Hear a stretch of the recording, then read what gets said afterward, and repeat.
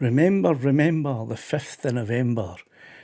Gunpowder treason and plot. We ken nae reason why gunpowder treason should ever be forgot. Guy Fawkes the villain would blow up the king and all that parliament lot.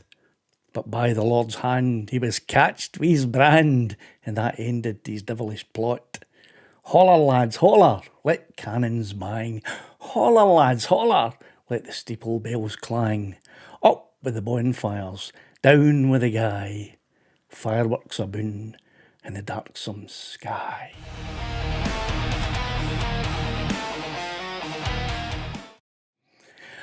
So, I'm hoping you can hear me and see me on this 5th of November, Guy Fawkes night, or sometimes in Scotland we call it Fireworks night.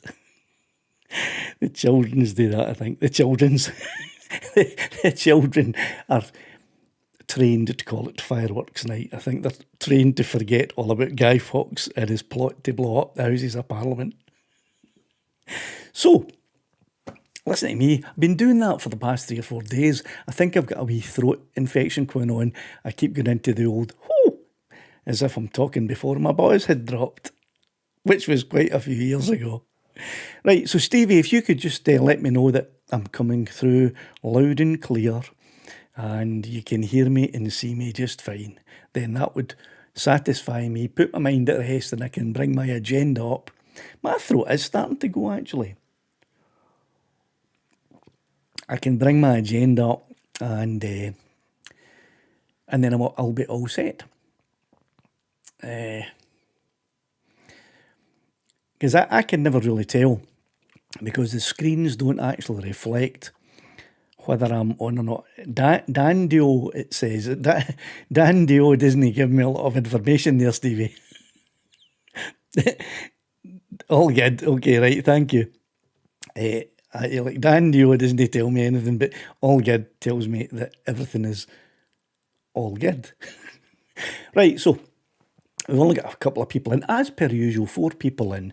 Like I said before, this is a foundling channel. And the reason I say foundling is because we had Odo Argo. And for any Star Trek fans, Deep Space Nine fans, you'll know who Odo was, a foundling. So this is a foundling channel. Does it mean it's a shape-changing channel? Aye, actually it does. But it also means it's in its infancy, so I don't expect too many people to come in. However, we'll run with what we have, okay? There's a new name to me, L20 Olars. Just waiting for a guy saying, I love the smell of napalm in the morning. I haven't seen that film for a long, long, long time. It's a good one, though. I did see Martin Sheen. Was it Martin Sheen? No, it wasn't Martin Sheen. I can't remember. It was his son. Not Emilio Estevez. It was Charlie Sheen was being interviewed the other day in a YouTube clip, and he was talking about Apocalypse Now, and it was really, really interesting video. Anyway, I'm getting off topic. I haven't even got onto my topic yet. I haven't started. There's Peter. Hello, Peter. Nice to see you. Glad you're in. And I'm hoping that you're all seeing the comments popping up. And I've decided to add the chat back in here. The reason for that is because I've been watching a couple of YouTube gurus that I have followed previously, whose advice, sometimes it's hit or miss with most gurus, and sometimes they're just trying to sell you a product. But with this particular one, his advice has normally been, if not spot on, close to home. And he said there's now a trend in YouTube for people to be watching more on televisions. It's basically called click and recline.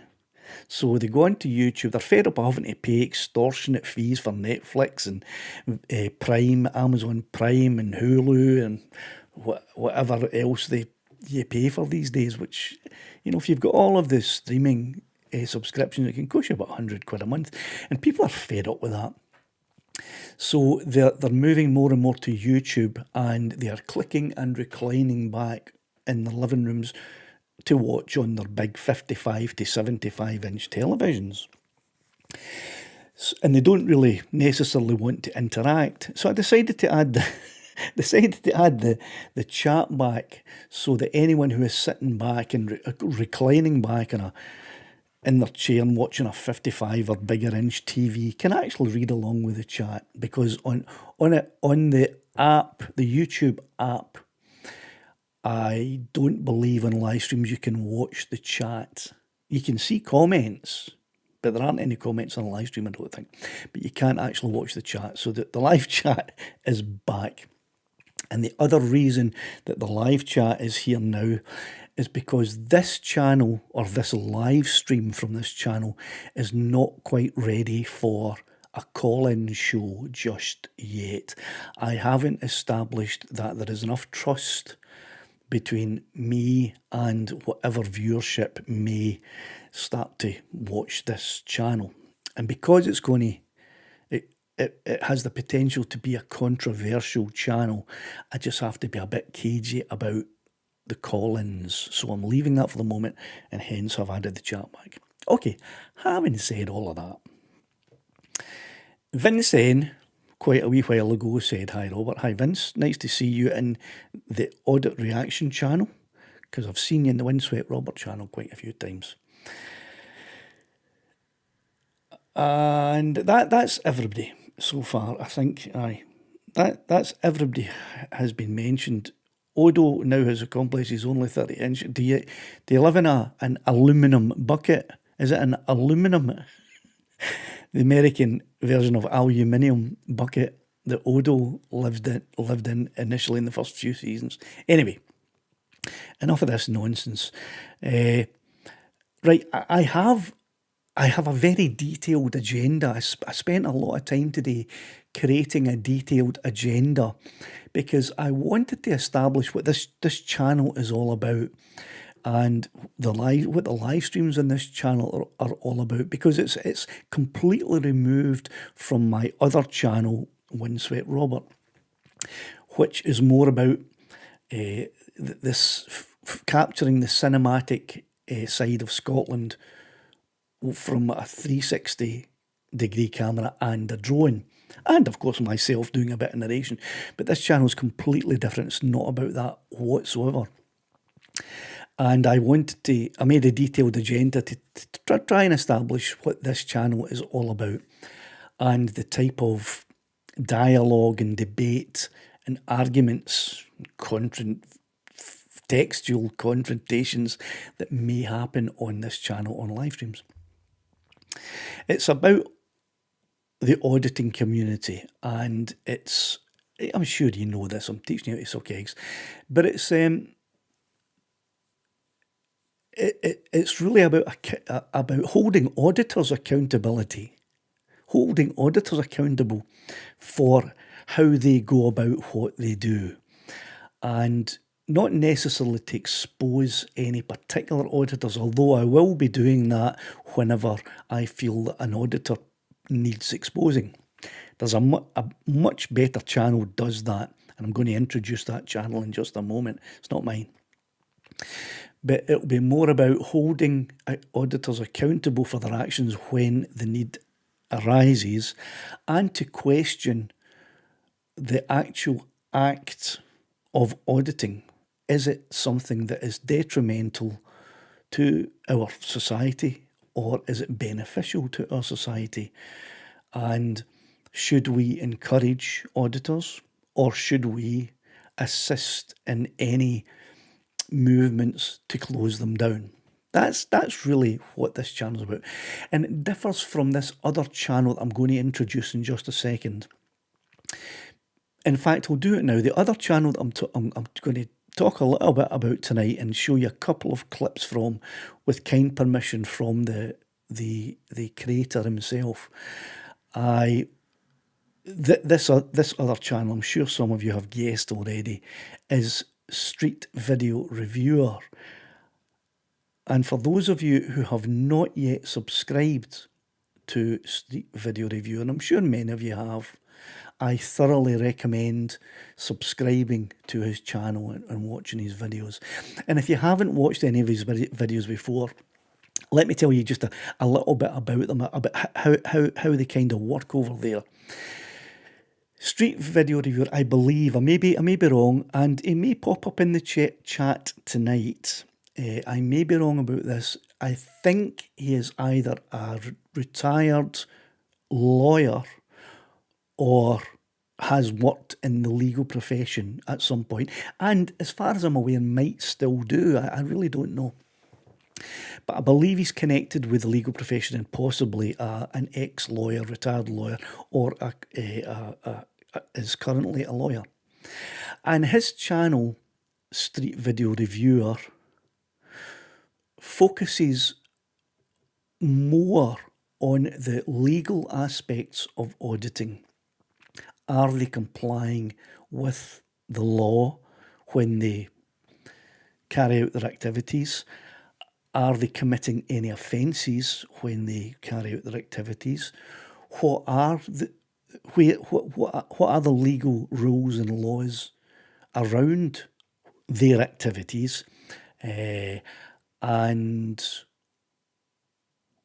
how far do the auditors go to disguise and hide from their viewers when they do break the laws that they say they are attempting to keep for all of us, our rights? That's mainly where the focus of Street Video Reviewers channel is, and if I'm incorrect about that, I'm sure he will correct me either here in the chat if he pops in, or later on at some point.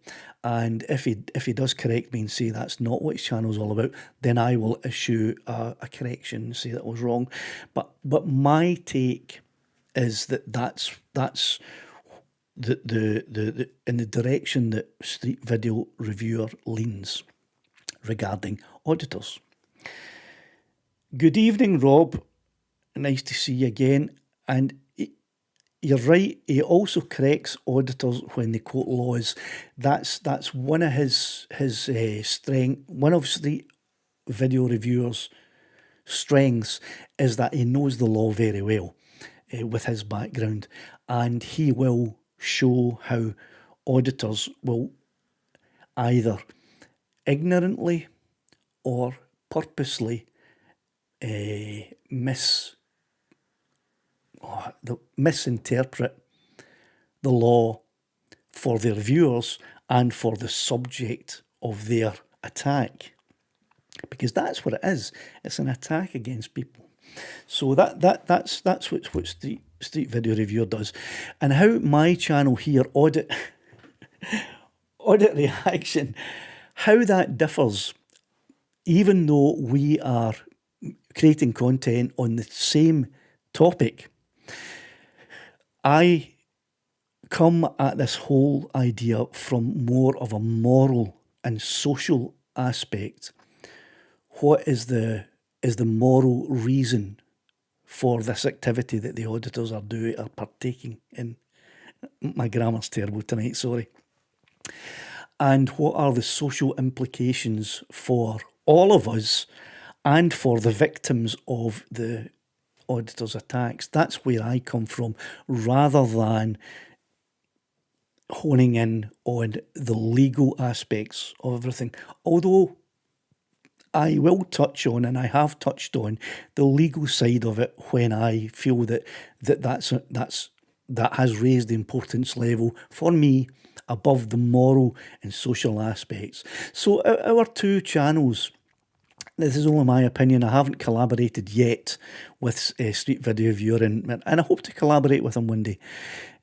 But that's where our channels, I believe, complement each other. We're talking about the same subject, the same group of people, and he's coming at it strongly from the legal point of view, and I'm coming at it strongly, I believe, from the moral point of view and the social aspect of it.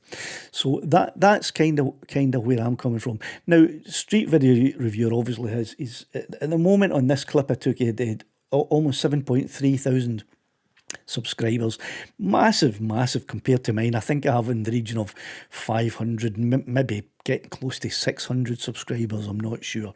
He's obviously monetized. I'm not. But like I said before, this is a foundling channel, and I do hope to grow it, because I think my point of view on auditors is valid. I have a bit of a platform due to my larger channel, so I want to use that voice to give my point of view. Don't know if you can hear that.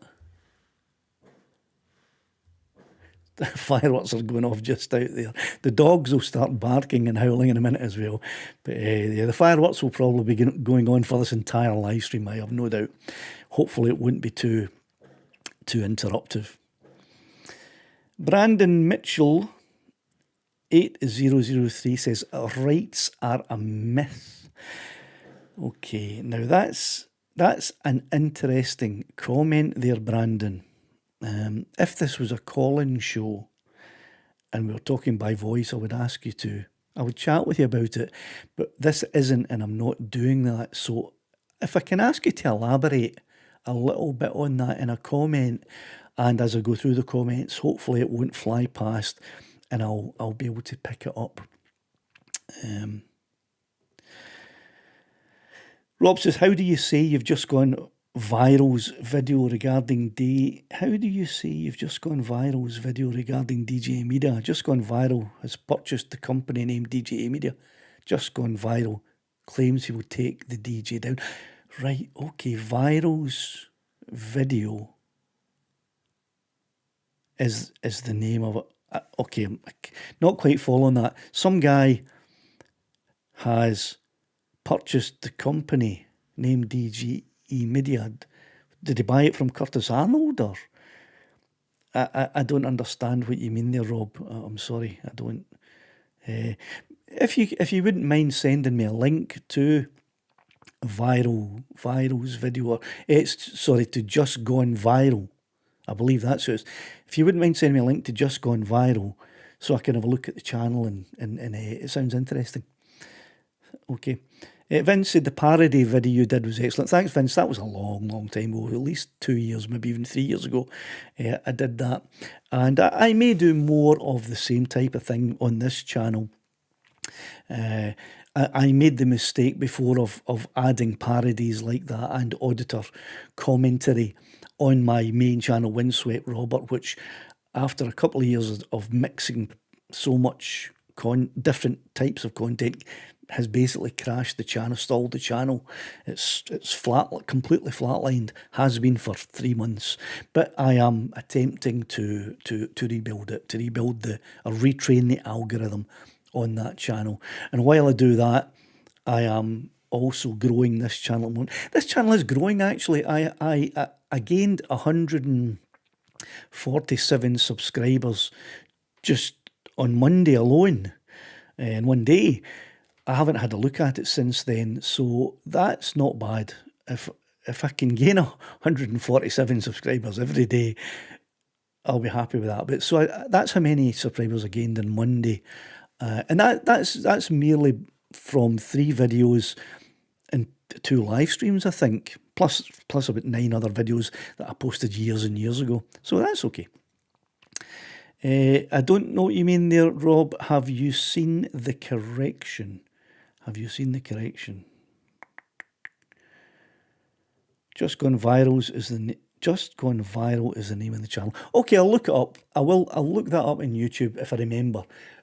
With this brain of mine that I hate so much now, I'll try and remember that. If not, I'm reminding myself now. Read back the chat and look at Rob's comment to check out Just Gone Viral's YouTube channel. Hopefully that should spark something in me, and I'll go back and have a look at it. But moving away from the comments just for a second, I wanted to speak tonight about the double standard, or double standards, if you like, of the auditor. And when I say the auditor, I mean auditors. Okay. They preach transparency but they avoid it for themselves completely. They're masked up to here with a low down and usually sunglasses face in the video anyway. They're always behind the camera.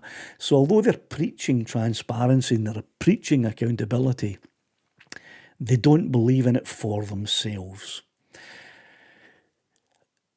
And I want to highlight that by showing you a couple of little snippets of street video reviewers' most recent video. I think he posted it either late last night or early this morning.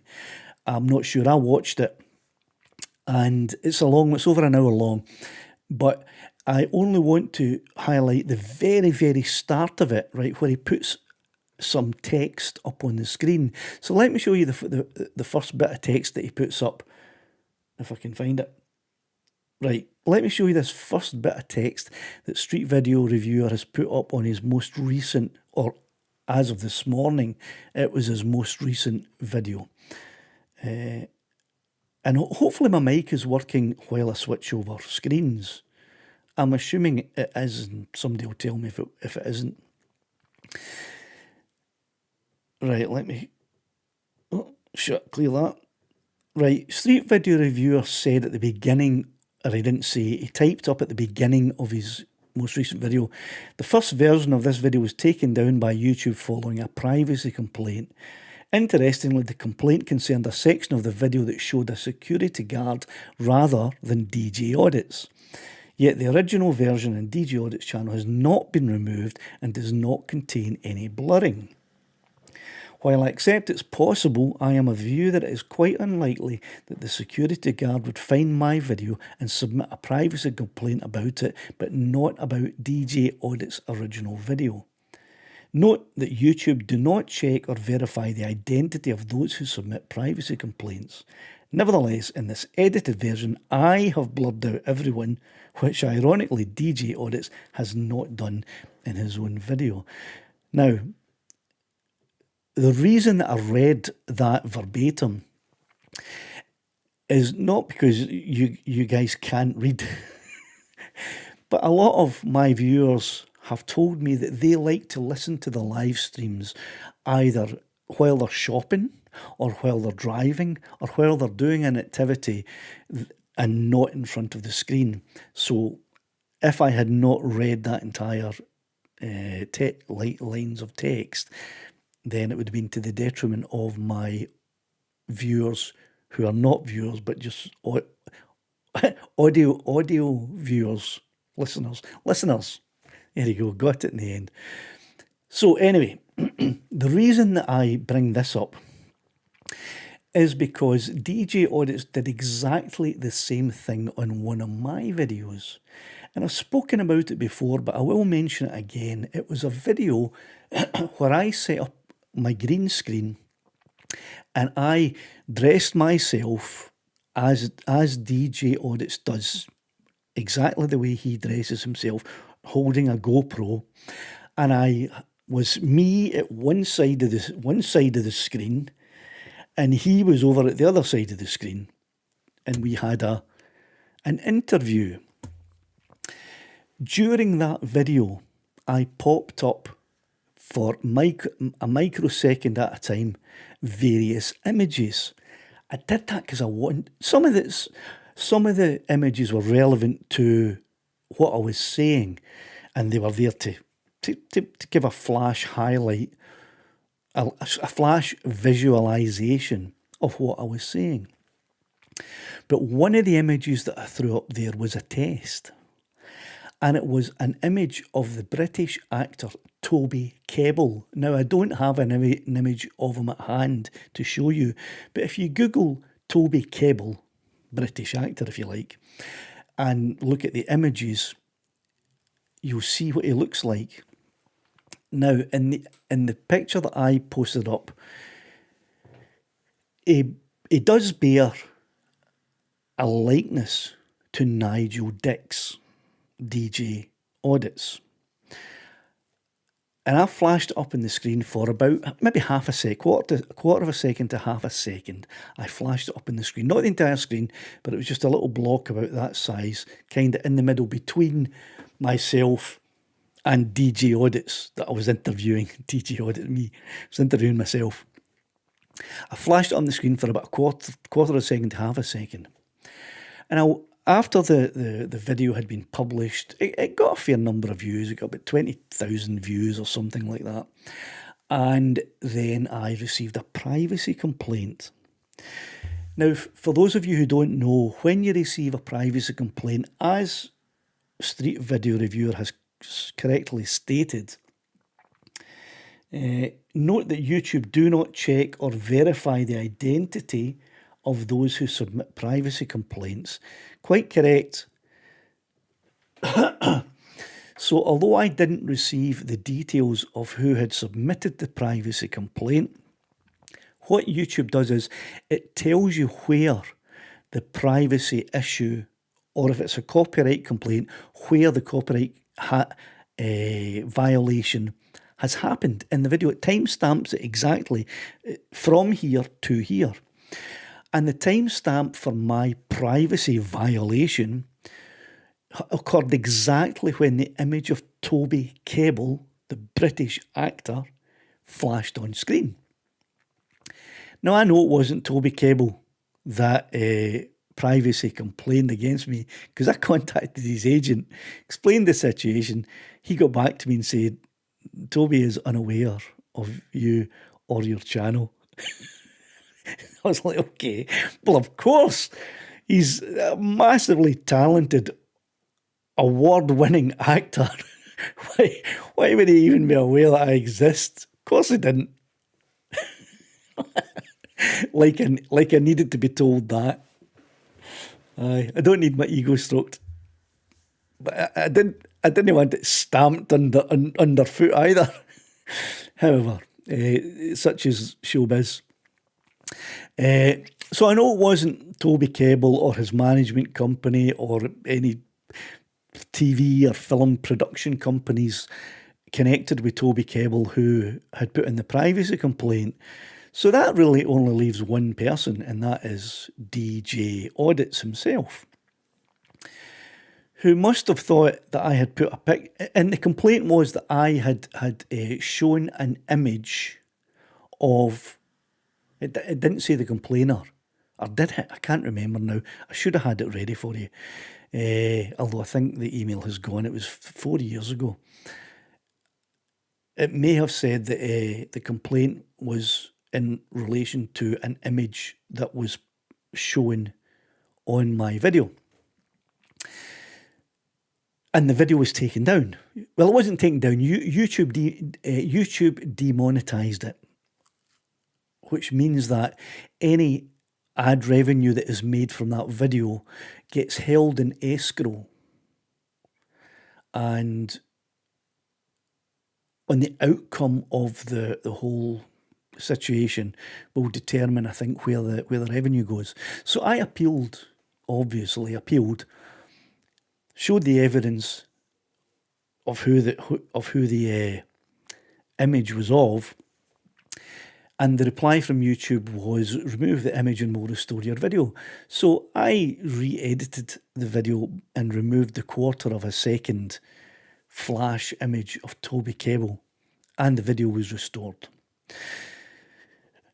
I mention all of this to point out the similarity in the situation that Street Video Reviewer found himself, where the complaint concerned a section of the video that showed a security guard rather than DJ Audits.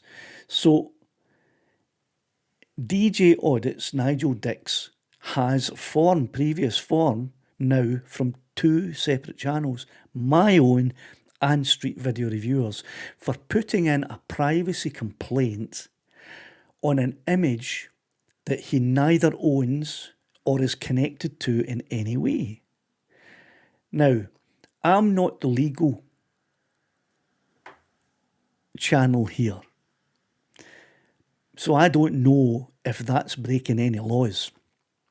But Street Video Reviewer is the legal mind. And he will know, and if he doesn't know, he'll find out. I hope. I hope. So there may be some legal action that can be taken against the person who has made this, in my opinion, unlawful. Well, I don't know if it's unlawful, but certainly morally wrong privacy complaint against both myself years ago and now against Street Video Reviewer. So that'll be an interesting one to follow up. And maybe Street Video Reviewer, if you're watching this video at any point, you might want to get in touch with me. We can maybe have a wee discussion about that. Who knows? Okay, so that was the first point on my agenda. Let me have a wee look at your comments and see if there's any discussion can be had. Follow a follow-up discussion from all of that waffle. Brandon Mitchell, and I don't really read your comments before I flash them up on the screen. So when I'm putting them up on the screen, it's the first time I'm seeing them. So hopefully there's nothing bad in them. Brandon Mitchell says, in the simplest term, a right... okay, you're now elucidating on what the comment you made earlier. The simplest form of right is a fundamental entitlement or freedom that a person or group possesses, and people have been brainwashed for so long that most people don't even know what rights they have. Okay, right, I get what you're saying here, Brandon. And that kind of... It highlights what I was saying earlier about the difference between Street Video Reviewers channel and my channel. He's looking at it, in my opinion, more from the legal side of things, and I'm looking at it more from the moral and social side of things. So when you say that a right is a fundamental entitlement or freedom that a person or group possesses,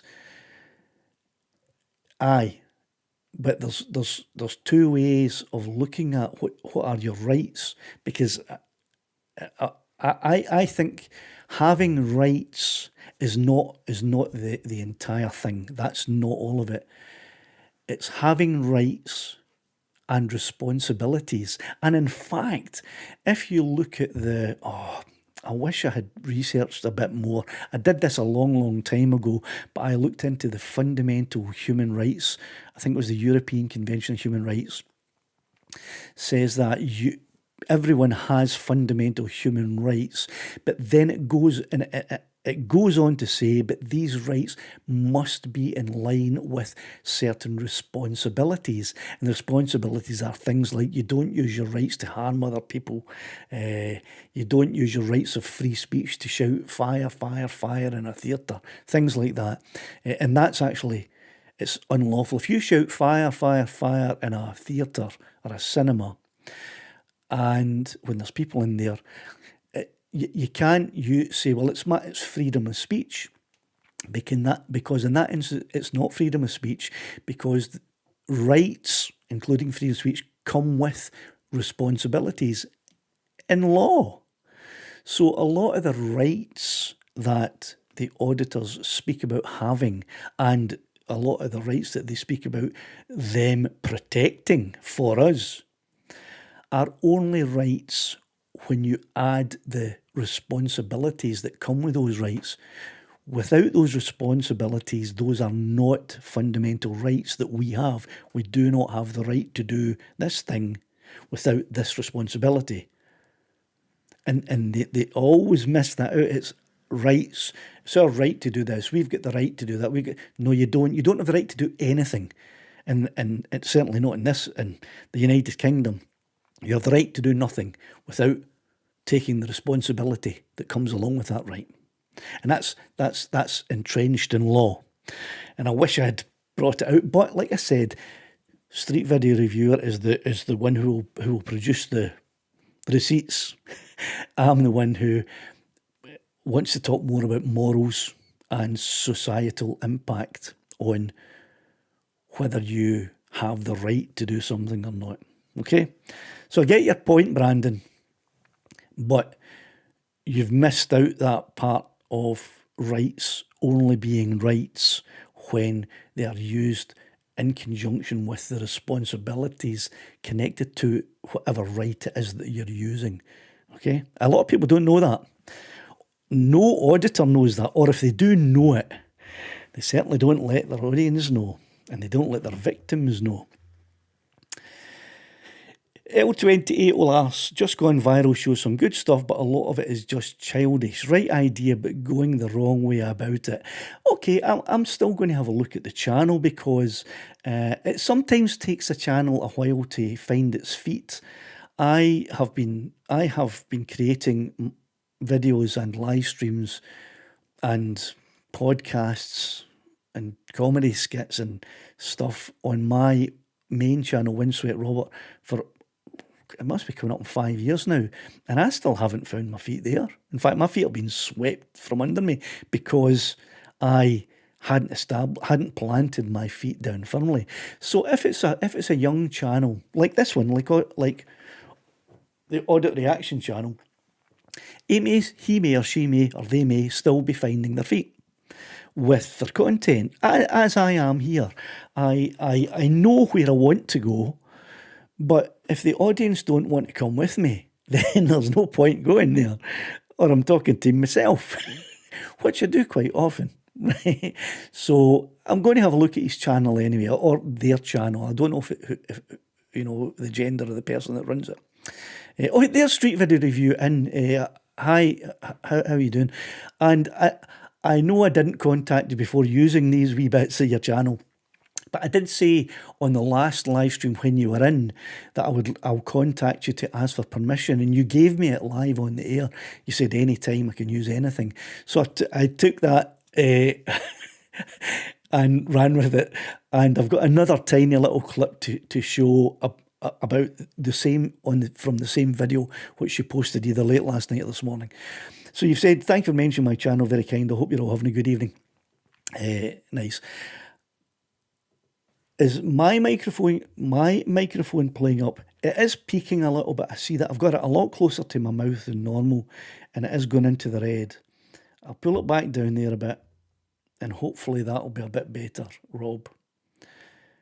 I do tend to, I have my audio set really nice when I'm testing things, but when I'm testing it, I'm speaking like this, and I speak into the mic, and it's low and nice.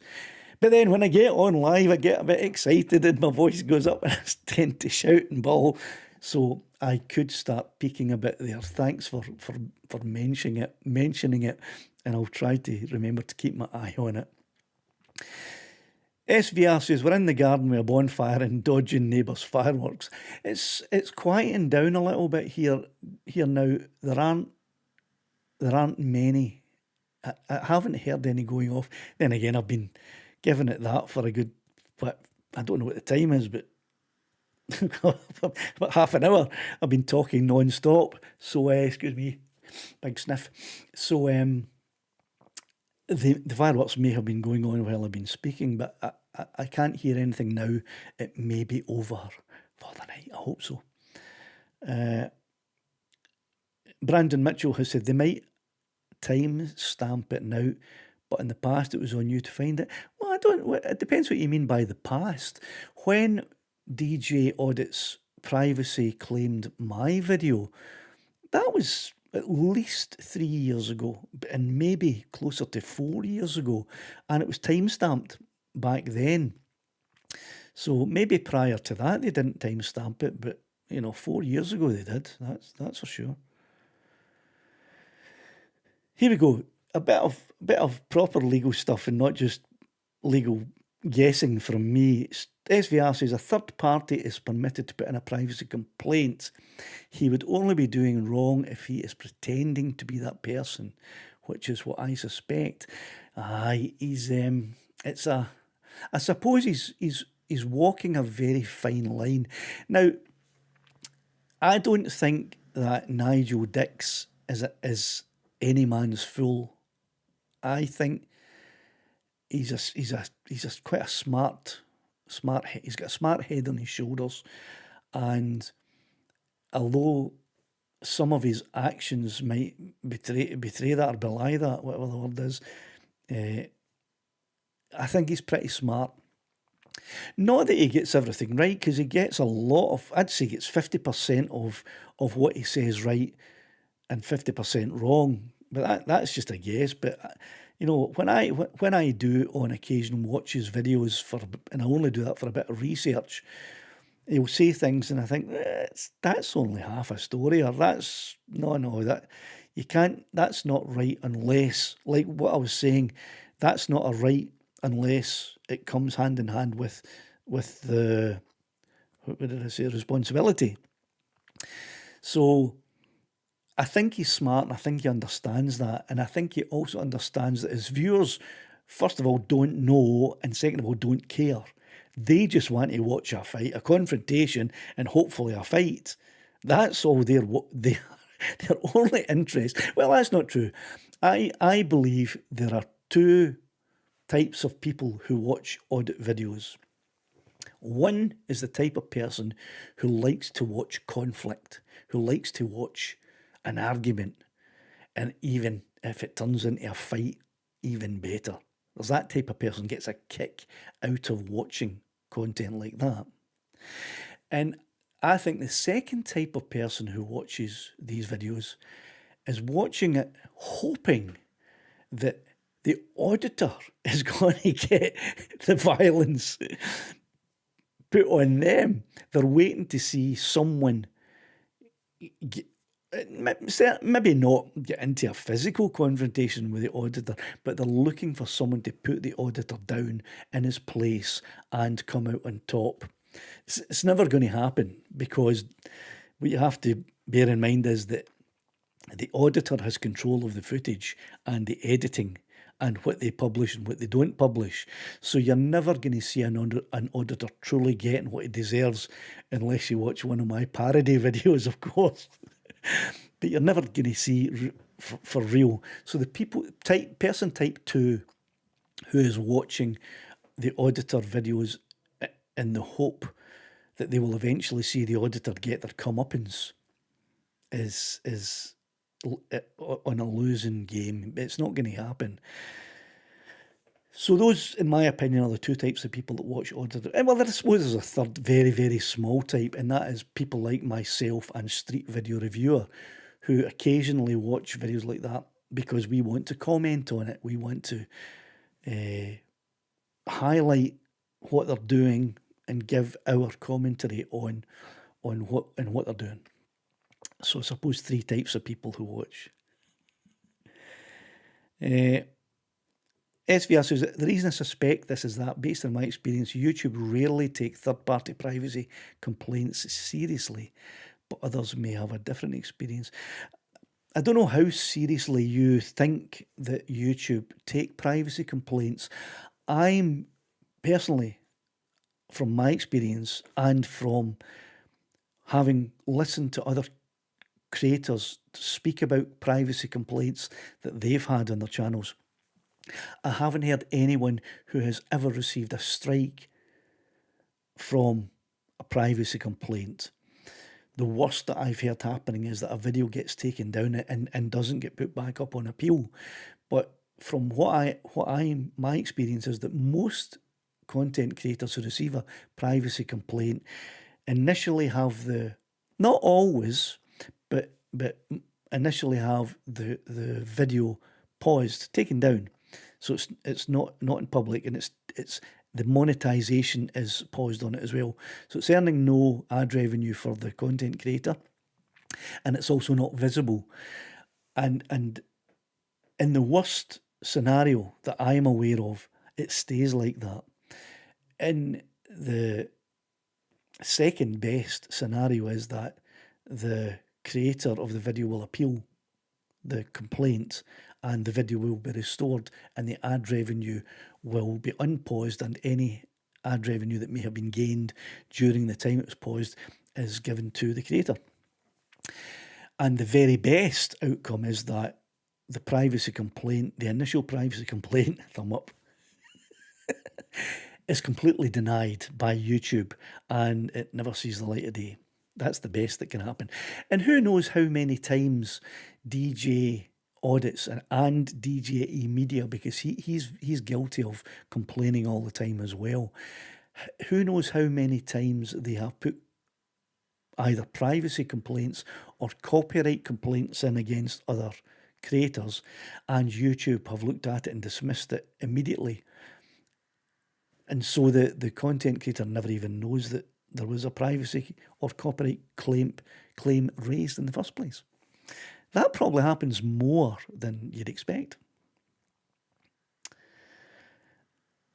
Thank you very much. And with your permission, I'm now going to show the second little clip that I have here lined up from your most recent video that you posted either last night or this morning about DJ audits and PJ audits visiting an industrial estate as usual, trespassing on private land, kidding on, or that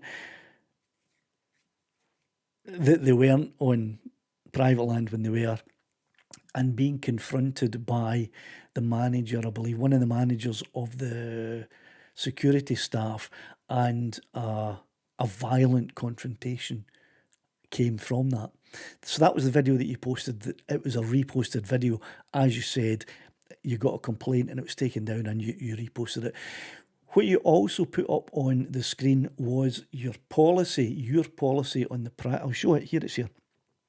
So Street Video Reviews channel's policy on the privacy of auditors' victims. And I'm going to read it out again for my listeners who are either washing the dishes or doing the shopping or driving in their car and listening to this live stream instead of watching it.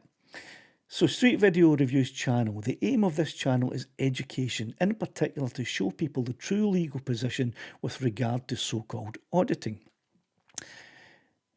And there you go, highlights what I believe is the difference between our two channels. SVR is showing people the true legal position, where I will probably concentrate more on the moral position and any social implications of their acts. Let me continue with SVR's policy.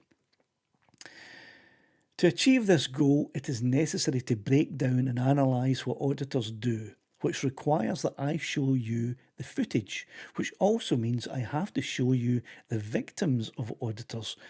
Now, did you notice there that both SVR and I call the people who the auditors are filming victims, because we both believe that these are victims. And whether you believe it or not, they are. If you don't believe the victims, I'm sorry to tell you, but you're just plain wrong. Sometimes the victims don't always behave in a professional manner and even bring problems on themselves to an extent which does not excuse the behaviour of the auditors. My policy, says SVR, is that I try to protect identities, including the identities of auditors as well as their victims. However, sometimes it is unavoidable that the faces of victims will be shown. It is YouTube who are allowing these channels to continue, not me. I am highlighting the problem. Bear in mind that a channel such as this that analyses things in depth will only ever have a small audience relative to auditors. Now, SVR, I think you added that final sentence and paragraph, if you like, because you may have been getting a bit of flack from the auditors and the auditor fanboys, as I do all the time, in comments that are trolling you for having a relatively small subscriber base compared with the auditors who have massive subscriber bases, hundreds of thousands in some cases to tens of thousands in most other auditor channels. But you don't need to add a final sentence like that. Bear in mind that a channel such as this that analyses things in depth will only ever have a small audience relative to auditors, because one of the fallacies, and it's pushed hard by the auditor himself or herself or themselves, is that they make massive amounts of money from this. They're rich. They've got money coming out their ears because of the ad revenue they get. Because look at me, I've got 230,000 subscribers and I get 100,000 views per video, and I post a video every day. Look at me, I'm a multi-billionaire. But it's just not true. It's just not true. As I've explained previously, and I'm going to be doing a deep dive on this in an upcoming video. Ad revenue on YouTube is not related to the size of your subscriber base. It has nothing to do with it. It's about the average view duration, how long a video is watched for, what percentage of the video is watched, and a few other things that are not related to the number of subscribers that you have. And I explain this by saying that a channel such as my Windswept Robert channel, which has a mere 23,000 subscribers, makes far more ad revenue than an auditing channel with 200,000 subscribers, because the auditing video only has a small percentage of each video watched. The confrontation, people will skim through. They're not going to watch these guys walking up and round about a gate, trying to find the security gate desk, or trying to find someone that'll argue with them for half an hour. No one's watching that. They'll watch the couple of minutes confrontation and then they'll click off, because no one's going to watch a drone flying over the roofs of warehouses and industrial sites. So no one's watching most of the content. 10% of the content is as much as anyone will watch, and therefore there is not a lot of ad revenue from the auditor's video. So don't bring yourself down by saying that you will only ever have a small audience relative to auditors, because it doesn't matter. The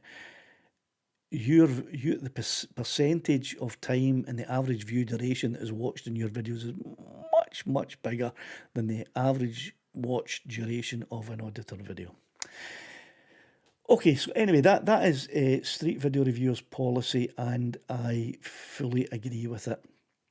I come at it slightly differently, where SVR says that he wants to show people the true legal position with regard to so-called auditing, which is extremely valuable to know that when an auditor says, I have the right to do this, and even will produce the acts of Parliament and the paragraphs that back him up in what he's saying.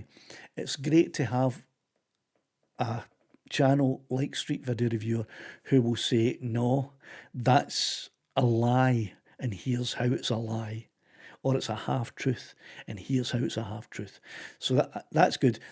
And I can, if I decide to do any kind of legal analysis or commentary on an auditor video, my first port of call will be SVR to find out, look, this is what I think, what's the law in it. Anyway, moving back to your comments.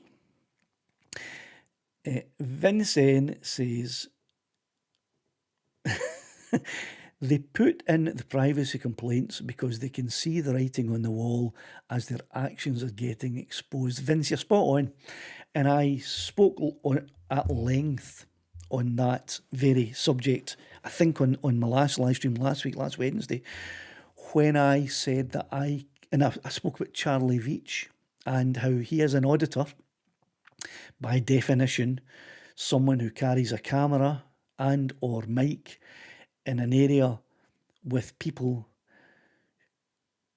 pointing the camera in the direction of the people, knowing a confrontation will occur, and filming that confrontation to place on social media for clicks and views. That's the definition of an auditor, and that's Charlie Veitch, despite people saying he's a street vlogger.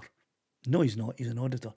So I spoke about what you said in your comment there, Vince, they can see the writing on the wall as their actions are getting exposed. Because their actions are getting exposed, because there's a massive proliferation of auditing channels, and they all post the same content, and they all post a lot of content. So you're looking at least 5 videos per week from at least 50 channels in the UK and growing. There's probably a lot more than that. So that is, I don't know the maths, but you're looking at 250 videos a week, at least, on exactly the same subject with the exact same shtick. You know, guys trundling up to an industrial site or a police station or an army barracks or wherever and trying to cause an argument to film. You know, you get 250 videos that a week, every single week. And eventually it gets exposed to the general public what they're doing. And as I pointed out last week, the public are starting to not engage. They're just not engaging with auditors who do use this method. And so now you see more and more auditors shifting to the Charlie Veitch method, which is to trundle up to some busy town or city with a camera, point it in the direction of some vulnerable people who will react. Of course they will. And you've got your content. Problem is they're now having to run about with bodyguards everywhere, because 9 times out of 10, if you stick a camera in the direction of someone with mental health issues, they're going to launch themselves at you. And that's what's happening.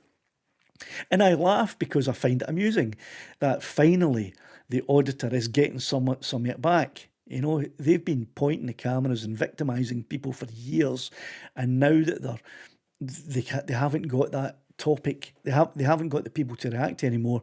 They're moving and putting themselves into much more dangerous situations, and inevitably one of them is going to get hurt. And even if one doesn't get hurt, it must be costing DJE Media and Charlie Veitch a small fortune to have to employ bodyguards to come along and possibly take a punch in the jaw for them. I mean, I'd take a punch in the jaw for Charlie Veitch, but you'd have to pay me a bucket load of money to do it. Right, okay.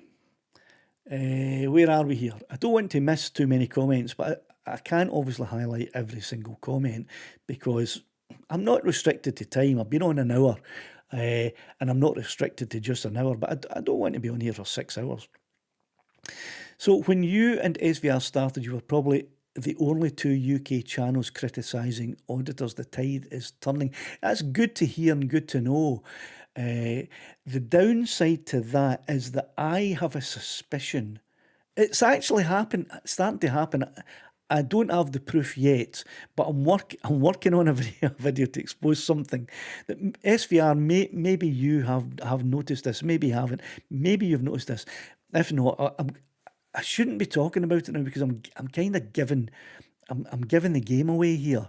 I'm preempting my own video and giving any potential content creators who want to go down this road ammunition here, but I will anyway. I have a suspicion that many of the auditors will become anti-auditors and have channels that are doing what I do and doing what SVR does, commenting and criticising and exposing auditors. They won't do it under their own name, obviously. They'll create new channels and they will then do it themselves because they see that, well, this is a way of still, keep my hand in, doing what I was doing. I can, and in fact, here's how I know it's happening. It's not quite happening this way. There is a new channel that was created only a few months ago. I'm not going to name it. I don't want to give any publicity at all. But there's a new channel that was created, and what it basically is you'll all have heard of reaction channels. Reaction channel is usually a guy or a girl or a couple or even a group watching a video or watching clips from a video and reacting to it live in the video. And these are entertaining. They come with a downside that they receive a lot of copyright complaints. But however, they are very popular and they're fairly easy to make. You know, you just fire up someone else's video and pause it occasionally, put your own commentary in. They're not hard. And because they're not hard and because they are popular, that's where I believe the auditor is going to move next, because he has two options. And I say he encompassing man as human. Okay, so forgive me for only using the one gender term here. It's just easier than to have to roll through all of the genders when I say the auditor he. What he has the option of doing is, one, continuing to do what he's doing. Now that's not going to work because the victims are drying up. And the audiences are getting fed up with it as well. They've seen that shtick for 4 or 5 years now, 5 days a week from 50 different channels. They're sick of it. So there's not an audience, certainly not as much of an audience for that as there used to be. And there aren't the victims anymore because most people won't come out. They may come out as it may be their duty to come out and say, hi, what's going on? But all it'll do is they'll say, hi, what's going on? I'm filming here because I've got the right to film. Okay. And then they'll go away again. So that content's not usable, and that's why you don't see it. It's not usable. The auditor can't use it. That's happening more and more often. So the auditor can continue to do that, but it's dying a death. So the auditor's not going to do that because they want viewers, they want high subscriber numbers, they want high viewing rates, they want to feel that they're the greatest YouTubers in the world. So what they could also do is they could move to volatile areas like protests, Israel-Palestine protests, immigrant hotels, if you want to use that term, going outside and sometimes even inside those to create their confrontation and film that. Or they can similarly go into town and city centres with a camera under the Charlie Veitch method. Now, these other two options come with difficulties. The Charlie Veitch method comes with the auditor getting a possible doing and or having to employ bodyguards, which is most auditors that I'm aware of are cowards. And so they won't do it themselves. They have to employ bodyguards, but most of them are skint because they're not making any money from the YouTube channel, so they can't afford to pay an auditor. So I don't think that that's the way most of them will go. DJE Media has gone that way because he has so many different businesses that he can probably afford for a short period of time a bodyguard to come with him. But the other thing that they could do is they could say, well, I'm going to become an audit reaction channel, and I have 5 years worth of content that I can post up and then comment on using an AI voice, because I don't even need to appear on screen, so no one will know it's me, and I can just do voiceovers. And I think that's where they will go. Anyway, I got off track a wee bit there. Aye. Well, it's not off track. What this new channel that popped up a few months ago is exactly that. It's a reaction channel, an audit reaction channel that is in favour. It's pro auditors. And it's all DJ Audits videos that are being shown on it. Now, the person that is given the commentary, you don't see him on screen, but you hear his voice, and it is not the voice of Nigel Dix. So he is I believe it's Nigel Dix's channel. And the reason I believe that is because I know how quick he is to put in a copyright complaint if he thinks his image or any part of his video is being used by another creator. So if it was not Nigel Dix that had created this channel, then all of the videos would have been struck by now. but none of them are. They're all up and they all show Nigel Dick's DJ Audit's full content. I believe it's him himself who has created this channel under another name without anyone knowing that he's connected to it, and it's basically him with another voice, meaning he's either employing someone to do it or he's using a friend or a relative or AI to provide the narrative commentary on his own videos. So it's happening now already, and it's very, very simple and potentially lucrative for them because there's hardly any work involved because they already have the content. They've got 5 years worth of masses of content that they can use for this. So I believe that's the way, that's where the auditors are going next. So I don't quite know how to combat that yet, but I'll have a think about it. So I went on and on there. So we've got, Brandon's an American. The Second Amendment says shall not be infringed, but yet they try everything in their power to infringe on it. What does shall not be infringed mean to you? It would depend on the context, Brandon. And of course, we don't have a constitution like you do in the United States, and we don't have amendments to a constitution that holds our rights the way that yours does. We have laws with paragraphs, chapters, sub-chapters, amendments, and multiple other lines that you have to go down and follow to try to work out what the actual current law is.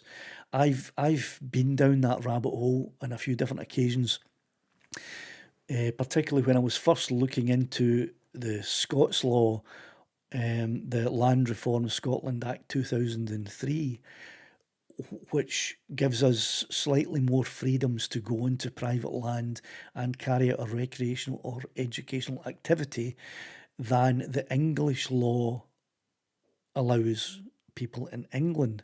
So I wanted to make sure that I understood the law correctly and the full law and all of the attachments with it, like this is your right as long as you carry out it responsibly, etc., etc. And the rabbit hole is splits off here and there, backtracks on itself, doubles up. It's like, whoa, it's a rabbit hole in a minefield under a coal mine field. It's like, so I forgot where I started with that one. So I think your constitution simplifies it all, and it says that, the constitution says this, and the amendment says this, and there's no interpretation required because this is what it means. In the UK, interpretation bears a large part of the law. And certainly in local courts like sheriff courts here in Scotland, the sheriff can interpret the law however they wish, and you can't argue with them because they have the right to run their court how they like. And if they decide that the interpretation of a particular law is this, then it is that in that example. Now, you have presidencies that you can call, and if you're lucky, a sheriff will take that on board. Most of them don't. Most of them just say, don't care, this is my court, and here's my ruling, boom, and that's that. Whereas in the United States, your constitution lays it out word for word, no interpretation required. So I don't have much more to say about the American Constitution because, and that sounds a bit, doesn't affect me, so I don't care. It's not that. I just think it's having a constitution it is very beneficial to the American citizens, provided the government follows the Constitution. And I don't want to continue on down that road, because although I may get political later on in a few months' time, I'm not going to do that just yet. Why does Nigel persist with the voice changer in a little girl mode? I think that's his voice. I don't think he's got a voice changer. I think that's him. That's how he sounds. Vince says YouTube is allowing it to happen and should be held accountable for influencing others to copy. DGE Media.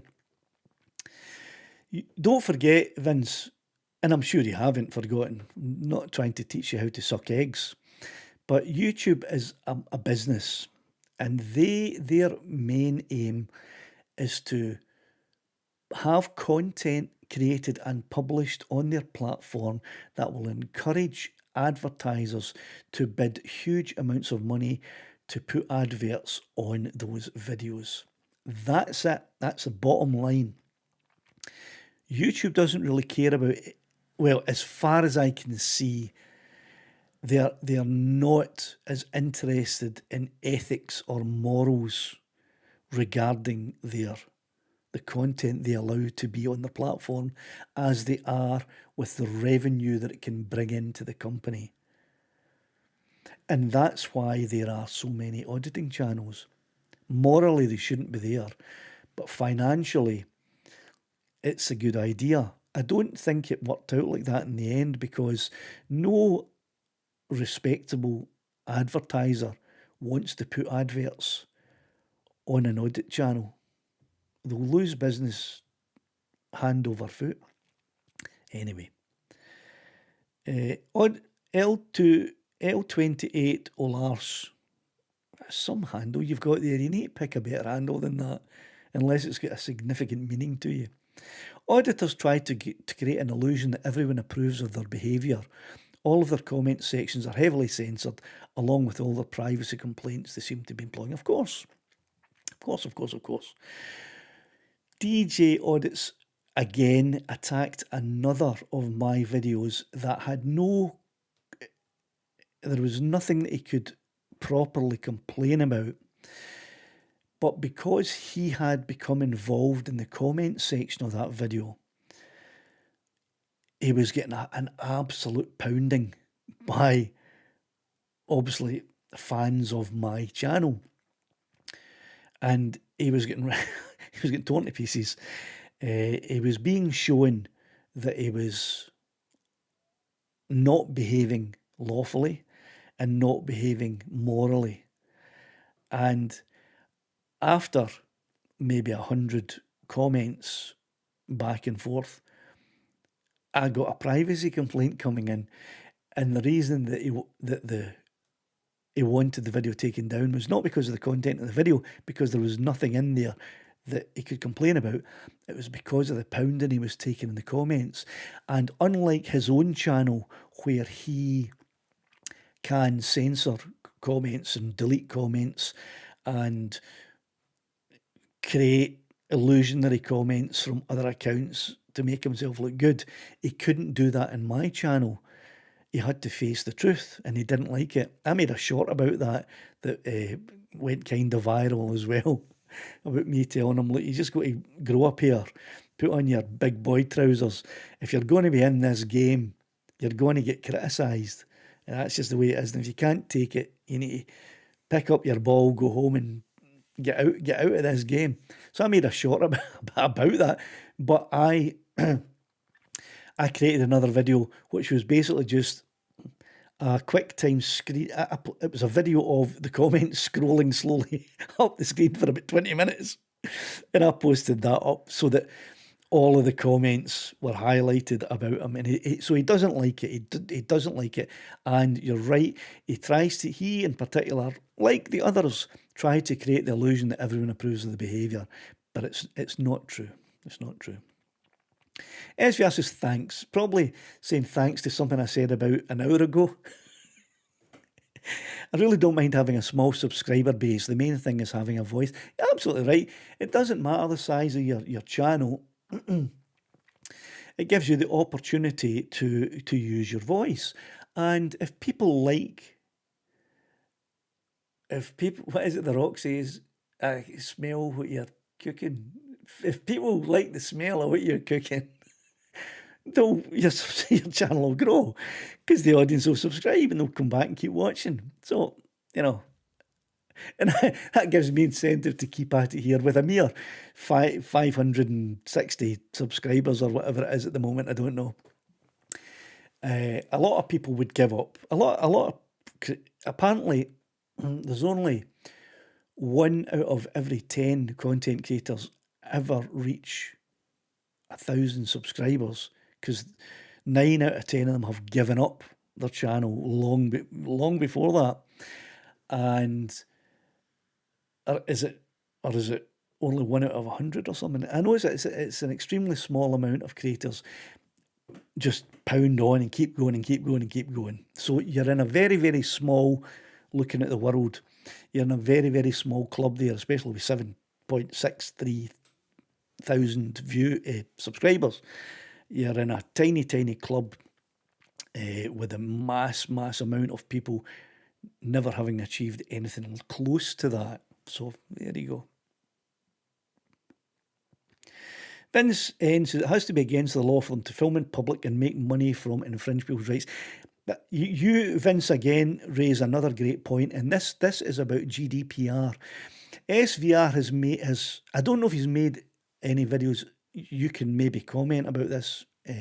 SVR, don't know your name.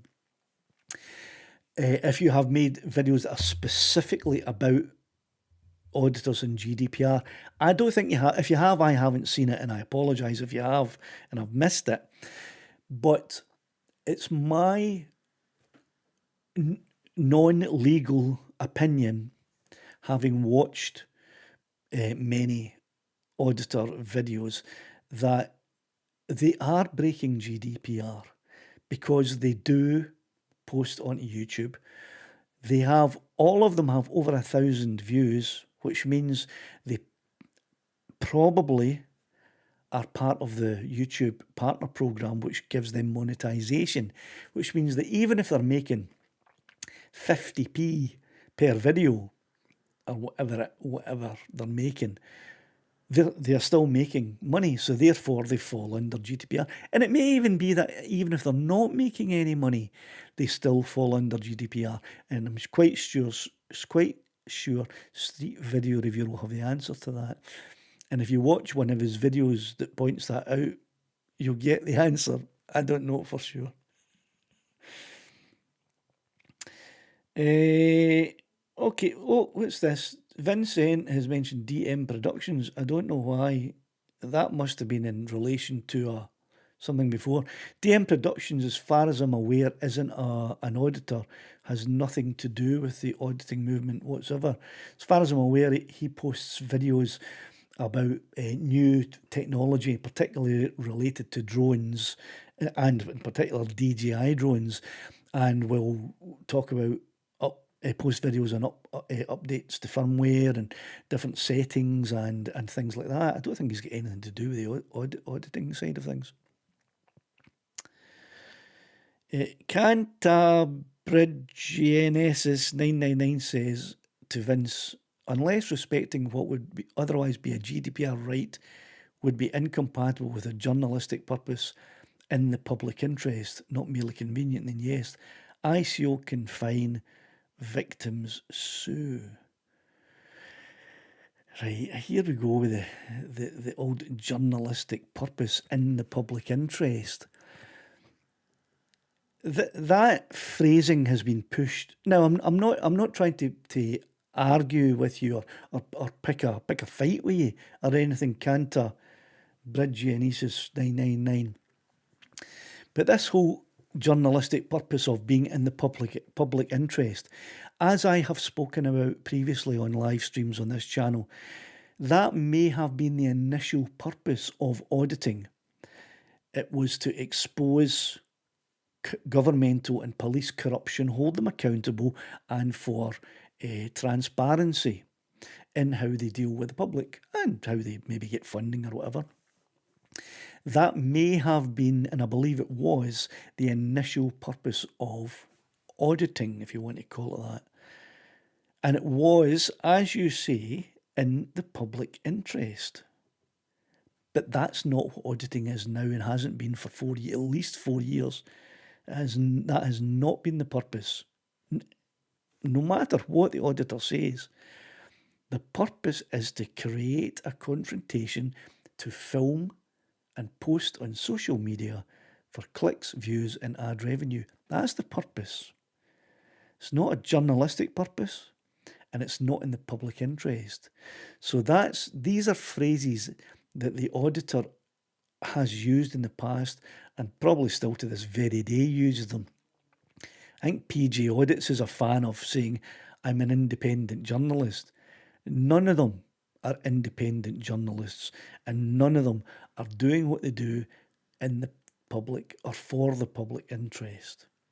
Now, maybe I picked you up wrong with your comment, and that's exactly what you were saying. And if it is so, then I agree with you. If you're trying to say that they are journalists and what they do is in the public interest, then I completely disagree with you. GamerLest509 says, I might start contacting every company Nigel visits and letting them know how to make a privacy complaint. That's been done already. You may not be aware of this, but there is a group on Facebook who will remain nameless on this channel that are very keen that businesses and different places that have been visited by auditors, not just DJ audits, but by any auditor, are sent information on exactly how to complain to YouTube and why they should. It's been happening for a while now, at least a year, maybe even more. I know this. I'm not just saying this is a possibility or I think it. I'm telling you that is happening. I know that is. And that may be another reason why there are fewer and fewer victims of auditors, for auditors to film, because companies are now getting all of this information. And the information that's coming to them is not only about how to go about complaining to YouTube, but also advice on how they should or should not interact with any auditor who turns up at their premises. So the companies that have been taking this advice on board are part of the reason the auditors are not getting the same number of victims that they have successfully captured in the past. I can see I'm not getting through very many of my agenda points. I had 6. I've done 1. But that's okay. Part of the intention of, or part of the way that the live streams in this channel I want to work is to have a discussion with your comments, and we can have a back and forth about that. And maybe in a few months' time, providing it all stays fairly friendly, I may then add in a call-in segment where I take calls and speak live with some of you. That's coming. I've actually, on the other side of the studio, I've already created a corner on a desk with a setup for my director. Or he's not my director yet, but he will soon be. I'm adding in a staff member, a director, to this whole setup, who is going to be taking the calls in, and he's going to be sending them across the studio to me, with little highlights of this person wants to talk about this. Here's his name, here's her name, and he will bring that person live on, and I will then interact with them. So that is in the process. That the desk section for the director is all ready. I just have to get the director in and train him on how to do this.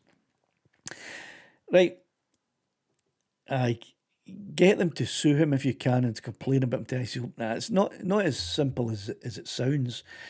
Suing someone isn't cheap.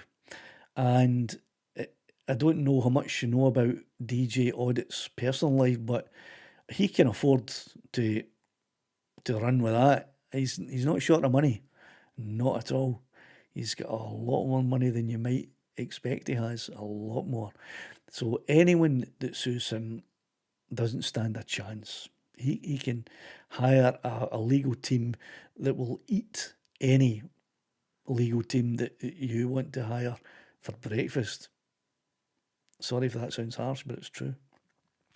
Stevie Elder 2422. I just use your full title there, Stevie, because I'm using everyone else's full title. Stevie says, what I hate the most from the likes of Drone Audit Scotland, he's right in your nerves, isn't he? You don't like him at all, is going into a place to tell them they're flying over no matter what. So why going to tell? Because they know it gets people's hackles up.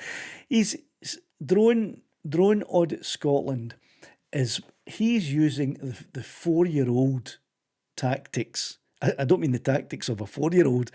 I mean the tactics that auditors were employing 40 years ago. He's way, way out of date. That used to be the shtick. They would roll up to a security gate and go, I've got a drone here and I'm going to fly over it and you can't stop me. Please react for my channel. Right, 4 years ago, and then the person going, you're not flying a drone over here. I am, and you can't stop me.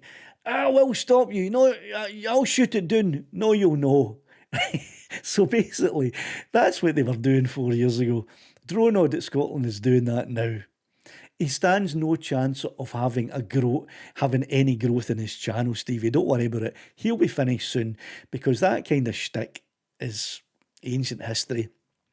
People have seen it to death. People have, like I said, people have watched 50 channels post 5 videos a day, every day for the past 5 years, doing exactly that. Nobody's interested anymore. So Drone Audit Scotland hasn't got a future if that's the shtick that he continues to pursue. CV can't go to Manchester without the public legging him or other auditors trying to crawl up his backside. Aye. I know.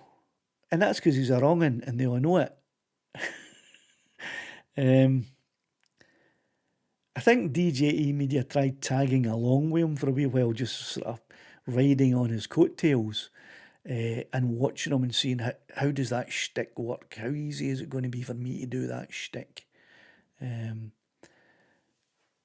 other auditors, I am quite sure, are looking at that and thinking, that's easy. I'll just go up there, find some people with brown skin, stick the camera up and shout, how long have you been in this country, and how much benefits do you get? That'll get a reaction. It might get more of a reaction than you'd hoped. You know what I mean? These auditors want to be very, very careful with how they go about this whole Charlie Veitch stick. Charlie Veitch is a multi-martial arts pretender. No, he's been trained in MMA. Obviously, he's got a bit of training in self-defence. He knows what he's doing, so he can take care of himself. And he has a bodyguard sometimes too with him who can take care of an overwhelming force, or a force that would overwhelm Charlie Veitch on his own. Your standard auditor, I wouldn't mention any of them, but you know who we're talking about. If they try, I'll do that. I'll just go into Leeds with my camera and I'll point at a homeless person and start shouting at him. He's going to get a bottle clunked out of his head before he knows what's happened to him. So if any of them think about going down that line, they're going to find themselves in hospital before anything else. He started coming to Liverpool, but that won't last long. Seen a gang of kids following him, calling him a naughty word that rhymes with ons. Aye. People are very aware of Charlie Veitch now. They're very aware of his past, what he's done, or at least what his ex-girlfriend has claimed that he has done on her fairly large social media presence. And they believe her, obviously. So, aye, he's got all of that to contend with. Street Video Reviewer says, to combat audit run reaction content, okay? In English law, a course of conduct of harassment could potentially include an online uploading content. Yeah, but I don't know. I think you maybe missed the point I was making. Probably because you're out in the back garden having fun. You've only got sort of one eye and one ear on the conversation here. An auditor run reaction channel isn't breaking any conduct restrictions or causing any harassment, I don't think. Unless, of course, the content includes harassment that was in the original video. But then again, none of the original content has given cause to find these auditors in breach of any harassment issues. So I'm not quite following you on that one, but if you're trying to say that they couldn't do that safely, then I don't know. I'd have to maybe have a discussion with you about that, because I think you're wrong. PG Audits is re-uploading. This is Street Video Reviewer saying this. PG Audits is re-uploading his own old content and adding his own reaction commentary. In my view, each re-upload on that basis could be an occasion of harassment. Well, I don't know about that, but here's the thing. YouTube don't take kindly to duplicating content, even across channels. Like, for example, on this channel, I could have uploaded to this channel all of my audit content from Windswept Robert. The parodies, the commentary, the breakdowns. I could have uploaded them here. But YouTube would not have worn that at all. They would have taken the channel down, because they don't allow, in their policy, they don't allow you to duplicate content either on the same channel or across different channels that you own. So if PJ is uploading his own videos, even if he's adding commentary, that may not be enough to change the content enough in YouTube's mind to avoid that duplication policy, or no duplication policy, that they have. That might be interesting to go down that line and maybe send YouTube in some reports about, look, there's someone here duplicating content. He's posting up videos that we've seen he posted before, and he's just adding a wee bit of his own commentary in it. I think if that happened, you could say bye-bye to PG Audits, because the whole channel would be could potentially be taken down. Very interesting. I will have to mention that to this group that I know on Facebook, who are very interested in stuff like that. If I remember, got so many things to remember, I'll probably forget. I wish I had a better memory than I've got now. It would have to be tested in court. Aye, I don't know if, well, possibly the harassment side of it, things would need to be tested in court. But I don't think it's ever going to be tested in court, because if a reaction video that contains harassment from the original content is going to go to court, then the original content should have gone to court already, and it hasn't. So therefore, I don't believe that the reaction content will go. But it's against YouTube's policy to duplicate content. Hey. So there you go. Right. You're starting to get a tad laggy. Right. That may be because I've been running for an hour and a half now, Stevie. I don't know why. I've still got a nice strong signal. But if you're right, if I am getting laggy, I'll continue on for a bit. Let me know again. Say at Audit Reaction, and then type in caps, you are still lagging, or you are lagging again. And if I see that popping up on my screen, then I'll start to wind things up. Okay? So Stevie, that's for you, or anyone else, if I start to get laggy. Because Stevie, it might be your connection, not necessarily mine. Might be your end that's laggy. But if it happens again, at Audit Reaction, caps, you're getting laggy again. so that, because if you don't do that, if you just type it in as a normal comment like you did, like that, that's like the other hundreds of comments that I've got here. It doesn't stand out. Whereas one like this that Kanta Bridge Dionysus 999, because he put at audit reaction at the beginning, that at audit reaction on my screen is blocked in orange. There you are, and it stands out, so I can see it straight away. Okay.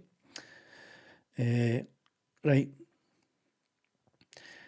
SVR says he has such a distinct appearance, I expect one might be able to get an address for PJ, Peter Alsop, in a few hours in Worksop, which is quite a small town, in order to sue him. His address is actually listed because he has stupidly listed himself owning a photography, videography business. It's basically his YouTube channel. He's listed it as a business. He's in Company House. So if you check him up in Company House, you get all his, where you're up here, you'll get all of his details from Company House. His name, address, date of birth, shoe size, length of dreadlocks. You know what I mean? So, and I'm not doxing him, but anyone can get those details. It's publicly available. You don't have to pay. You just look him up in Company House. Right. Auditors are constantly in breach of data protection. There's a data protection playlist on my channel. There you go. I hinted at that earlier, that Street Video Reviewer may have a video specifically on GDPR. He's now saying that there is an entire playlist on data protection. So go and have a look at that. I'm sure it'll be very interesting, and I'll have a look at it as well. DM Productions, is this the end of Mini Drones video? Or does he talk about auditors? I don't watch his content anymore because I'm not producing or interested in content about new tech or new firmware updates for old DJI drones or even new DJI drones. That's not my interest. So I don't watch his content anymore. But if he's produced a video that's talking about the end of mini drones, I wonder if he's just stealing a lot of thunder from other creators who've been talking about that. Naming no names. Oh dear. Only abs. This is Vox Populi 5863. I think says only absolute exemptions from GDPR are for purely personal or household, law enforcement, and intelligence services. The auditor tries to get round that, I'm sure you know, by answering the question when asked, what are you going to be doing with this footage? And the answer is usually, it's for my own personal use, or I haven't decided yet, or PJ's favourite answer, it's just for me. So that's how they try to get around it. If they later on post it to YouTube, their excuse is that at the time of recording, I had no intention of posting to YouTube for any monetary use, but I then changed my mind later on, or then I decided to. I don't know if that gets them out of GDPR. Street Video Reviewer might be able to give you a better answer on that than I will. So DM Production goes into how auditors are spoiling the drone hobby. He's talking about stuff that I spoke about 2-3 years ago. Aye, okay. Well, I think he's jumping on a bandwagon here, and he's jumping on a wagon that's 3 years out of date. If you ask me, not having seen the video, that's maybe an unfair comment. But if he's talking about that, about how auditors are spoiling the drone hobby, he's too late. That subject has been discussed to death over the past 3 years. Right, I'm going to try and find a comment from someone that hasn't commented yet, but there's a good comment. Vox Populi 5860 says, no lag for me. Stevie, buy yourself a better internet, right? It's you that's lagging, not me. And in that case, I will continue. At least well, till 9 o'clock, I think, and that'll have been 2 hours I've been wittering on. 2 hours of me is enough for anybody. I'm not getting through my agenda very fast, but of course I can do point two next week, because I'm this live stream show, if you want to call it that. We'll be going live every Wednesday at 7 p.m. and then the Windswept Robert live stream will be going live every Sunday at 7 p.m. Hopefully this week the call-in show will be working, as I'll have my director in position who will be handling all the calls, and I will have the audio delay sorted out, hopefully this Sunday. But I've got lots of other things I'm doing, like for example, I was out on Monday filming all day, and it's a long video, it's a half an hour video, and it's the first video in a series of videos that I'm going to be putting on the channel. This is the Windswept Robert channel over the next 6 months to possibly a year, one every week. I'll be out filming one, then editing the next day, and then publishing one a week. It's a series of videos. Each one is connected to the other. So I'm doing that as well. So 2 live streams a week, the Windswept Robert video a week, also a Windswept Robert 360-degree video where you can spin the view around, and I also have 2 DEO VR channels, but I don't want to talk about that just now. Right, so I think I was giving myself a plug there. I think that's what that was all about. Your audio is fine, but your video is stuttery. Not according to Vox Populi, Stevie. Right? So, get it in you. Right. L28 Olar says, filming you once could be considered one incident of harassment. Uploading the video could be considered another. Then creating an actual video could be considered a third separate incident. You make a good point there. You make a good point, but once again, it would come down to the individual either reporting the creator to the police, which is hard to do if you don't have their personal details, if you don't know who they are, and even taking a lawsuit against them if you don't know who they are, then almost impossible. Might just be mine, right? Aye, it is. Well, I'm going to take it. I'm going to fall on Vox Pop's side of this one, right? I'm going with that. Here you go. Address on Company's House for PJ as an accountant. Ah, right, okay. I do have addresses for Marty Blackburrow, who also set up a company, used his home address, as recently confirmed in a video with Doorcap. Okay, so if anyone wants any details about any auditors there, Vox Pop is your person to go to, all right? Dave Cullen says evening. Probably a while ago, Dave, but hello. You must be just in for work, right? So you're sitting down with a brew and joining in with the chat, which was going on for a wee while longer. You'll be pleased to hear.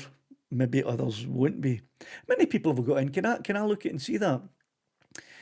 I've got 10 concurrent viewers, and I had at one point 14.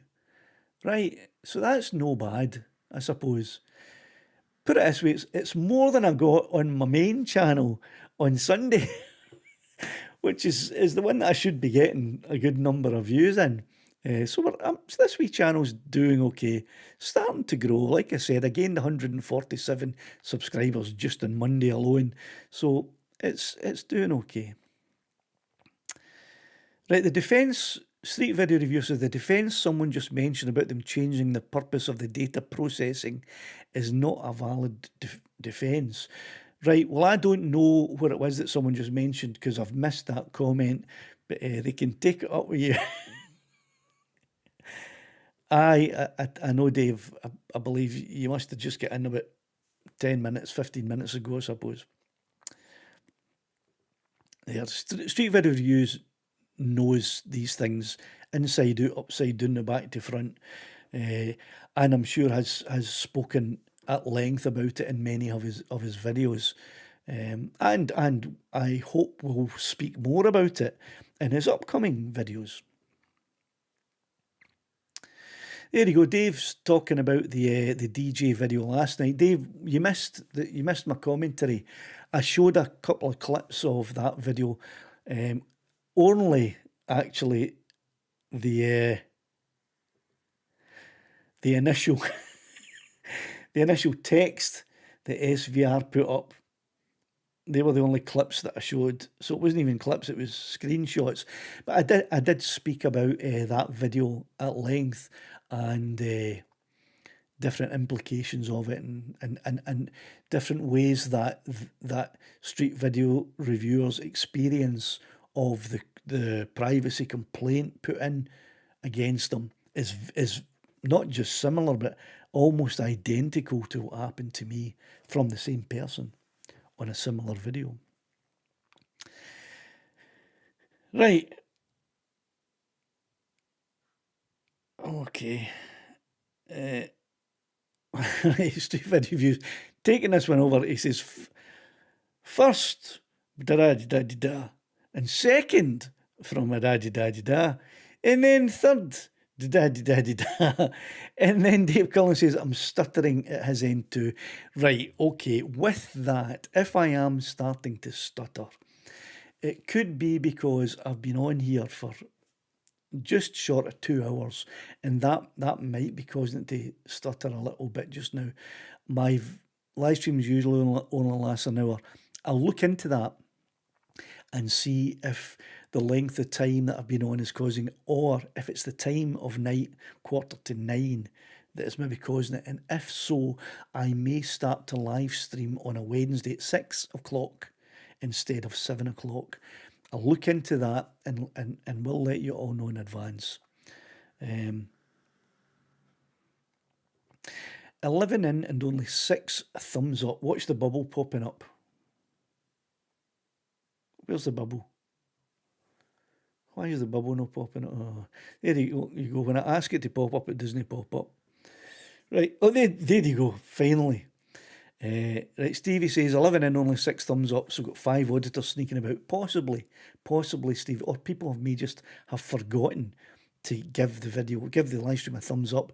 If you have forgotten to give the video a thumbs up, could you do that right now, please? I will pause for 5 seconds while you click the thumbs up button.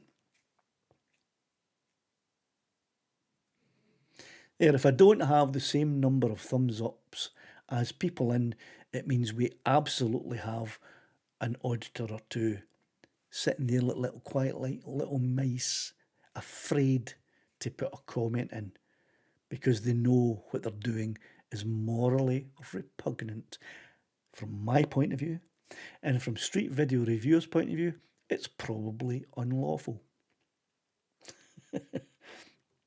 Special purposes exemption, says SVR, applies to journalism and not journalists. You can't just rely on it by calling yourself a journalist. There you go. The things that auditors say to their victims when they're filming them about their legal right to film in a public place, anything they can see, and their legal right to be an independent journalist with free rights of speech, including free rights of public photography, is mostly a lot of nonsense. Very similar to the absolute balderdash that DJ Audit's spouts about drone laws and drone regulations when he's flying his drone. He will say, I'm allowed to do this and I'm allowed to do that, and he will show the CAA regulation, but he's talking nonsense. He's showing things out of context, and he's showing things that are not related to what he's actually doing. He's making things up. And it sounds, that's why so many people like his content, because they think, well, he knows what he's talking about. Just because you say something confidently doesn't mean you're right. I say things confidently all the time, and I have no idea what I'm talking about a lot of the time. I think, I'll just say this. I'm telling you, this is how it is, da da da da da da. And some people are convinced by that confidence that I'm right. It's not that I'm right, it's just that I sound as if I'm right. So a lot of the auditors do it, and DJ is a master at that. He's a master of sounding as if he knows what he's talking about, when he actually, he does know what he's talking about, and he knows that what he's talking about is completely wrong. But he also knows that his audience doesn't know and doesn't care. They don't care if he's flying lawfully or unlawfully, if he's committing breaches of GDPR. They don't care. They just want to see the confrontation. They want to see an argument. They don't care about anything else. And he knows that. Most auditors probably have a vague idea of that. But DJ Audits knows it. He's a smart cookie. Nobody's fool. No, don't take Dave Cullen's word that it's lagging. He's just in for work after a long shift. His brain's probably laggy. It's nothing to do with me. He's probably watching this live stream after having worked like a 12-hour shift. He's probably watching this live stream like this. He'll be watching it and he'll nod off for one of those, what do they call them, a micro sleep. He'll go for a mic and go, oh, you just lagged. Oh, there, you did it again. Look, you're lagging. Oh, man, that's terrible. He's probably micro sleeping. Don't listen to him. That is you, Stevie. Look, Vox Pop says it sounds perfect. Video gets briefly frozen, but who cares? It'll be your upload speed. If you care about it, reduce from 1080p. No, I'm not going down to 720. 1080 will stay. And my upload speed is really good. It's 26 MPS, which for this area is good, right? So I'm all right with it. But if it is getting laggy, and I now have to take on board from 3 different people, it's getting laggy, that it's my fault. I will look into it. I'll do some research and find out why, and find out if going live a little bit earlier and finishing a bit earlier will help. And if it does, I'll do that. Right, L28 will ask, yeah, if you start a channel auditing the auditors, you won't be the first to do it. They are springing up. I created this channel approximately 3.5 years ago. Made some initial content, about a dozen videos, and then quit because it was making me sick and making me have feelings of violence, which is not good for me. So I quit, but I did create this channel 3 years ago. Since then, people have been creating anti-audit, or let's say audit expose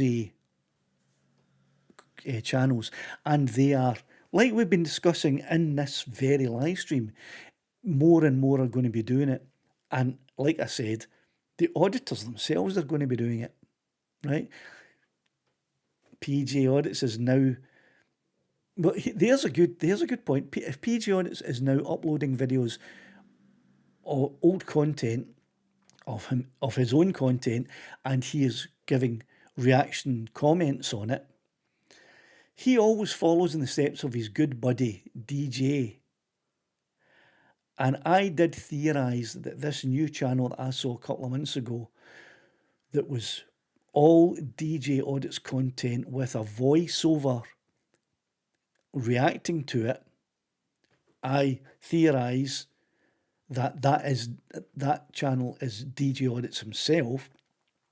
It follows that PG Audits would do the exact same. But because PG Audits likes to see himself on film because he thinks he's gorgeous with his big long grey dreadlocks, he is doing his own commentary. So there you go. The auditors are starting to do exactly what you are proposing to do there, and what SVR and I have been doing for a while. I think I've been doing it longer than SVR, maybe about a year longer than he's been doing it. I'm not sure, but I would debate it. Right, I think I need to go. If I'm starting to get... there's Mary Pettyfair 4640. H Audits has a real thing about rich people. It really irks him for some reason. Yeah, Mary Pettyfair, I think you made a comment on a video I think I made, and I responded to it. I apologise, I can't remember what your comment was. But yeah, H Audits, is that possibly just because of the area where he is from and where he lives, that he lives in an area that has a lot of rich people and bigger private houses in his local area, so it's very easy for him to create content in that area. and therefore annoy rich people. Because it's not just your common working man that can be annoyed by auditors. Rich people can be annoyed by auditors too. They're a very annoying bunch. Uh, are you saying that people being rich irks him? I've tried to watch a few of his videos for research purposes because I did want to do a bit of an expose video on him because he's an irritating little twat. He really is. He irritates me. But he's so irritating that I couldn't watch too much of his content because I wanted to jump through the TV screen and push him off his bike. Right. Oh, there you go. Mary Pettiford, 4640, has just said, a fellow Scot, Meet the Tyrants is vile. Of all of the UK-based auditors I have ever watched, he is by far the most vile, repugnant, horrible little dweeb that has ever picked up a camera. And I advise anyone of a mild disposition, anyone who gets queasy easy, do not look up his channel. Also, anyone who angers easily, anyone who gets irked and frustrated and feels like that, or has high blood pressure, do not watch his channel. He will wind you to distraction. He is the one, if anyone, he's the one that will make people go out and hunt auditors down. Mary, you're spot on. You nailed that one. If there is a more vile auditor in the UK, please pop his name or her name into the comments now, because I cannot think of a single one who is worse than Meet the Tyrants. Right, yeah, you're saying that, so people being rich irks H audits. Good. I like it when he's irked. He deserves to be irked. Right, there we go. Reached the end of the comments and reached completed agenda point number 1 in my list of 6 agenda points to talk about tonight. I go where the comments take me, and the comments have taken me on a wonderful road or path tonight, I believe. I've enjoyed the conversation with each and every one of you. Thanks for all of your input. I did thoroughly enjoy it. It's coming up to 9 o'clock now, 3 minutes to 9, and like I said, I will look into the lagginess that has seemed to happen in the latter part of the stream, and I will try to determine what has caused that and the best way to fix that, which may mean streaming earlier. And if I have to stream at 6 o'clock instead of 7, that's okay with me, and hopefully it will be okay with some of you. Dave, I know that might not be good with you because you don't get in from work till about 8:30. I'm sorry about that. So thanks very much, everyone, for joining in. Please join me again on Sunday on the Windswept Robert live stream, where I will be having a live call-in show. If I get my director in his chair and get him trained up on how to use how to bring the calls in and send them to me, I'll be doing that on Sunday. Watch out for there's a new video, I think it's a very good video, the first video in the new series that I'm now creating. It's with the members now. The members have been able to view it since 5 o'clock today. It's going live at 11 o'clock tonight. The reason it's going live so late is because I have had a lot of correspondence with my American viewers who say that they would like to see some videos posted at a more appropriate time for them. So 11 p.m. is a perfect time for them. There will be a video going live on Windswept Robert at 11 p.m. tonight.